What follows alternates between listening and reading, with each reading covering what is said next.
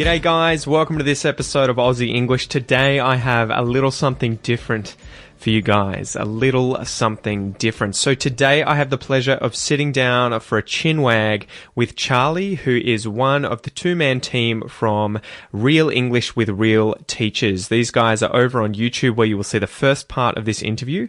This is the second part, so I highly recommend that you check out the first part. Whether or not you do it before or after this episode, it doesn't matter that much, as we talked about a lot of different things in our sit down. So Charlie is from Britain originally, although I think he was saying his father is Australian. So he's living in Australia at the moment.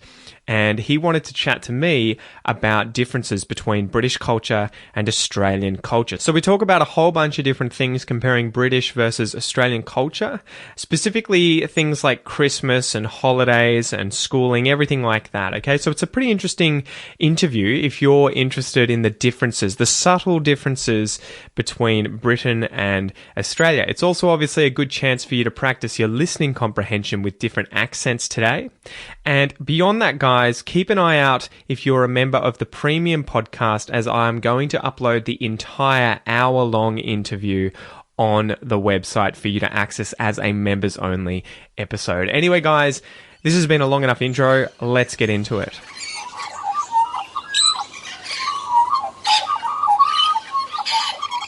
Yeah. So, one thing that I've thought about asking you, because a lot of my students, they have different vocabulary based on their country. Like a lot of Russians, they call their cousins their sisters and brothers. And I just wanted to check with Australians. I imagine it's fairly similar to Britain, but what would you class as family for you? That's a good question. I think, well, obviously genetic ties to anyone who's actually, blood related to me. That'd be generally family. I think we can extend that to very close friends sometimes, but I think by and large, I wouldn't refer to, really, really close friends as brother or sister or anything like that, or cousins. I might, sometimes with children, so now that I have a son and I hang out with friends who are very close, I might refer to them as uncle, so-and-so to my son to get him to kind of associate this person with, okay, this person's not just a friend or not just some, old person that Pete knows, but to kind of try and bridge that gap. But yeah, it is different, I think, across cultures. I know that especially in Asian countries, they tend to have, a lot of different labels for, members of the family, friends. They'll even refer to people, I think in Indonesia, they would refer to older men as uncle to show respect, and they have those kinds of things, which is really interesting. But yeah. Okay. What about in Britain? It sounds fairly similar. Yeah. But would you like spend Christmas with the wider extended family, like the cousins and the grandparents and maybe even the great grandparents if you're lucky to have them around? Well, my son's got great grandparents, but my grandparents, I would always spend Christmas with them, and this will be something that's different for both of us. Christmas here is always hot, so I'm very used to. It's confusing me so much seeing Christmas trees right here. Well, it's so funny too for us, right? Because we'll get the Christmas tree and we'll put tinsel on it, and which is meant to represent the snow, and yet we'll walk outside and go to the beach with a surfboard and play cricket and stuff, and that kind of like compartmentalization of the mind doesn't seem to be very obvious until later on. You're like, why do we watch all these snowy movies about Christmas when it's summer? And then you realize, they're from the northern hemisphere, of course. that's when it's winter. But yeah, so I think that would be culture shock for me. The first time I ever spend Christmas in the northern hemisphere, I would be like, this is weird, really weird, But I would imagine a good weird. Wouldn't it be like, this is what it's meant to be? I don't know. Well, that's hard, right? To know what's meant to be. I guess it would make sense in terms of that, but I'd be like, so this is the time where everyone has barbecues and goes outside and we spend time walking around, going to the beach, surfing, and yet you would say go to Canada and spend it inside because it's -30 outside. I'd be like, but it's the holidays. You're meant to be out and about. It's true. Okay. So you've got a real association to Christmas and barbecues outdoor on the beach. Yeah, 100%. And it's set up differently. I think, I don't know what it's like in Britain, but I know that in America, they have massive holidays, I think from like September until January or something, right? They get like 3 months off because I think it's there. Is it then that they get the big gap because they want to enjoy the outdoors and outside before winter? Whereas in Australia, you'll have little chunks of holidays throughout the school year. And then over Christmas, it's like a month and a half, maybe like 6 weeks. You don't get like some massive break to enjoy the summer. We get the 6 weeks in July, August. Okay. Yeah. Oh, so that's the spring break equivalent in America, right? Where they get a big chunk over spring. I think spring break is Easter. Oh, okay.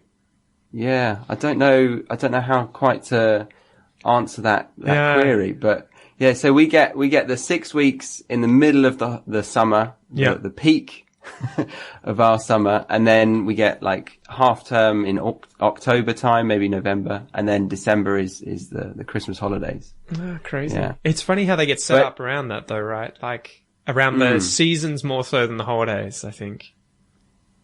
Yeah, most definitely. And so it's completely flip reversed for you guys. And do you still enjoy watching the festive films like in the snow and things like that? I think it's just something you never question because you grow up and they're always the big ones from America or even from, I remember Love Actually, right? That came out from Britain and that was a Christmas film, right? And you just don't, it's just, it's summer, but when we flick on the telly, the TV, you're going to see a lot of different movies from America and Britain, and they're all going to be snowy movies, like Home and Alone, right? That was all snow and everything when he was in New York over Christmas, and you never think about it.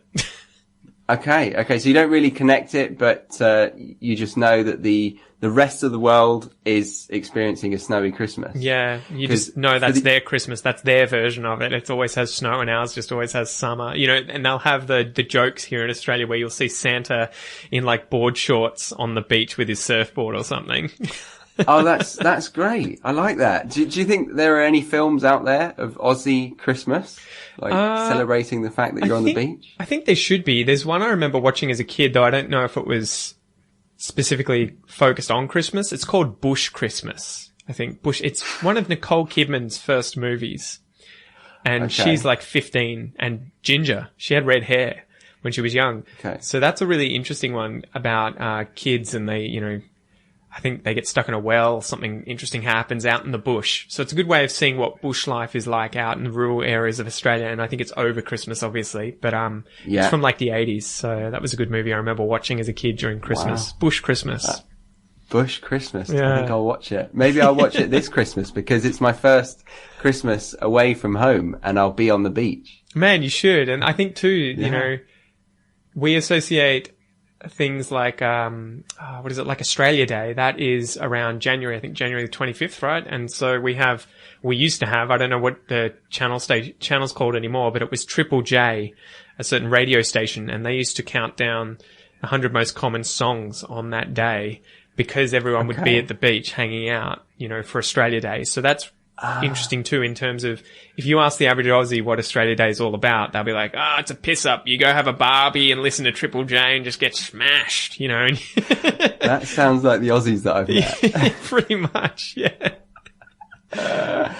Oh, that's funny. Okay. And so that must mean that you've got a bit more of an awareness of like the other side of the world or North Hemisphere. Well, I think because in England we never obviously heard about the equivalent in the Southern Hemisphere. Well, you got Home and Away and Neighbours, right? On TV. Those two TV shows, that was about it. This is true. Yeah, that is our cultural awareness of Australia.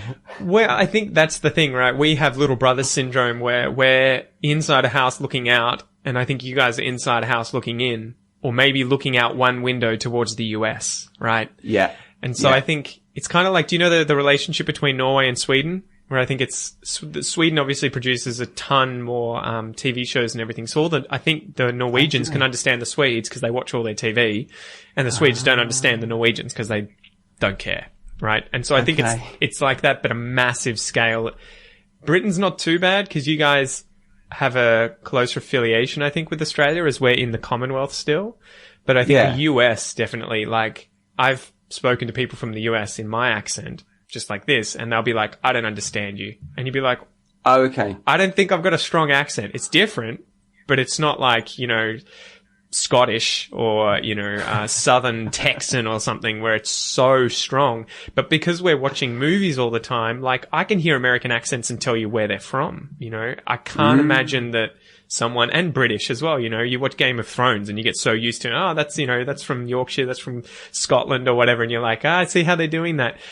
But because we're so exposed to your, accents and to American accents and everything and culture, we know a lot about it, but you quite often meet Americans who will just be like, don't know the next thing about Australia. What's the capital? Isn't Sydney the capital of Australia? Yeah, sure. Just like Canberra. New York. New York's the capital of America, right? Yeah, I had some eye-opening moments. I was applying to go to the gym in Ohio, America, and the lady said, I've met a couple of people from where you're from. They were really friendly. They were really nice. Who you calling my people?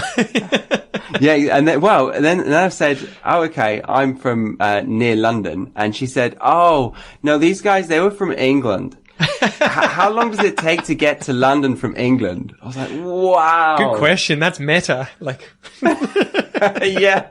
How long is a piece of string? Yeah. Jesus. That is crazy. What was it like for you though, coming to Australia? Were the accents tough to wrap your head around, especially the stronger, broader accents, or was it just, this is, much of the same thing? Because my dad's half Australian. Gotcha. I've always had a little bit of an influence. He's always tried to make me support Australia when I go to school and I get beaten the shit out of. But, so yeah, I've always had the exposure there, and it's hilarious when we go on a trip to Australia. My dad is very, very he speaks middle class English, BBC kind of language or accent, and he gets off the plane. He's like, "G'day, mate. How's it going?" Like, what? Blends in. Yeah. Oh, yeah. But it's good fun noticing the differences. How do you look at us too in terms of being part of the Commonwealth? Because I always wonder that. I know that, I can imagine the Queen kind of looks down her nose a little bit at the other countries that are, this is where we sent all of our criminals, But I always wonder what it's like looking at Australia from the outside, because obviously from the inside we're very, I know what to expect and what it is, but yeah. Did you have certain preconceived notions, or I guess you grew up with it? Does the average Brit have preconceived notions of what an Aussie is or what our culture's like? I think I don't know if it's accurate to say this, but I think the people that travel outside of Australia, the Australians that travel outside of it, aren't actually the accurate stereotype of Australia. So they might be giving you a false name. Bad one or a good one? Well, the majority of them certainly feel like very, very comfortable just expressing who they are and how they feel at any moment in time. Yeah. And they love a good drink and they love a good party and they love to get their tops off and wear shorts and thongs in the most inappropriate weather. I think that tends to be the same thing for Brits here, right? The Brits, if I were to go to Bondi Beach right now, the average Brit that I'm going to meet is going to be probably 22 years old, wasted, and, has a pretty strong, maybe central northern accent, right? There'll be some southerners, but quite often you meet these, what's going on there, mate? Isn't it great over here or not? And you just be like, I'm pretty sure this doesn't represent the average, the average Brit. Yeah. Well, it confuses me now because I think that kind of does in a way. Oh, really? Okay. Yeah, because I can't comment. I haven't been there yet. So one day I'll be able to be like, oh my God, this is exactly Bondi Beach, but worse weather. Yeah. It does highlight, like, when you go abroad to different countries and you hear the Brits that are abroad. Yeah. It makes me think, oh wow, this is really what we sound like to other countries. It's funny with America because it tends to be that you don't meet any conservative Americans ever when you're in Australia. So every single American I'll meet will be from New York, well, probably mostly California. So they're pretty much Australian. and they come in terms of culture, and they come over here. They're incredibly left-leaning, open-minded, pro-gay marriage, smoking weed, whatever. Like they're like, do whatever you want. And you're like, where are all the Trump supporters? And then you realize there's like a huge demographic that just never thinks, oh, I'll go for a holiday in Australia. Yeah, or they don't even think about getting a passport. Yeah, exactly right. And I would imagine, I interviewed a guy on Aussie English recently from Yorkshire, and he was a chimney sweep.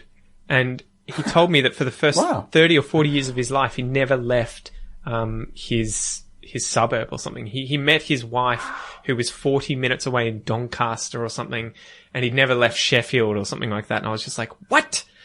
Like, how do you not leave? That's like me driving to Geelong from here, which is 25 minutes away. Like, how do you not? And that's a big thing between our cultures, right? My dad always says, in Australia, 100 years is a long time. In Britain, it's not. In Britain, 100 kilometres is a long way, and in Australia, it's not. Right? So was that a weird thing to get your head around when you came here, that you could drive in any direction effectively for 4 days, and it's going to be the same accent? The countryside will change a little bit. You'll see different animals, but you'll have the same people. Whereas obviously in England or Britain, you can drive for maybe 1 day, and then you're in a different country. Oh, not even. Yeah. To get to Scotland, right? You can do that in a day. Oh yeah, you could do that in like 10 hours or something, depending on exactly where you are in the south. And that's from here. That's here to Canberra or here to Sydney, right? And that's probably like, if Australia was this big, that's that, right? Yeah. That's 10 hours. Yeah, it's a different animal. It's a weird one to get your head around, but I think it's also satisfying getting on the road and actually managing to go quite a distance. Because in the UK, you spend 5 hours on the road and you pretty much move a couple of miles. It's so congested, and there's so many cities that the roads are going around. Whereas in Australia, like we went down from the Gold Coast to Sydney, and it took about 10 hours. And I think we changed on like twice. Yeah. We had two roads. That was it. It's funny when you look at the maps of Europe. Like if you look at the map of Europe and you look at roads, and it's just like, you could literally, there's no patch of earth that's kind of like you couldn't walk to from the side of the road. Whereas in Australia, around the cities, it's like that, in suburbia. But as soon as you get outside the cities, there's just farmland, forest, bush. There's so much space that's just not utilized because it's arid environment. And I think that's a big difference too, right? That everyone thinks Australia is huge, and it is, but it's not usable. We can't farm most of Australia. Yeah. You can't really use the desert for anything, really. So it just gets left alone.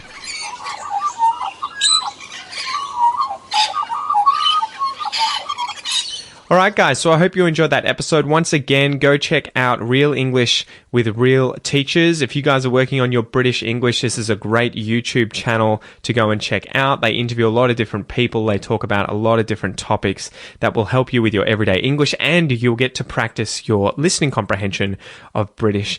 Once again, Charlie, thanks so much for inviting me on for a chat. It was good fun. It was a good chin wag. There was lots of slang in there, and I hope a lot of the information was interesting, to say the least, in terms of Britain versus Australia. Anyway, guys, don't forget again, if you want to check out the entire hour-long interview, sign up to the Aussie English Premium Podcast. Just go to aussieenglish.com.au and you can get access to that, and you'll be able to listen to the hour-long interview. That's it for today, guys. I appreciate you listening to me. I appreciate you joining me as always, and I'll chat to you soon. Peace.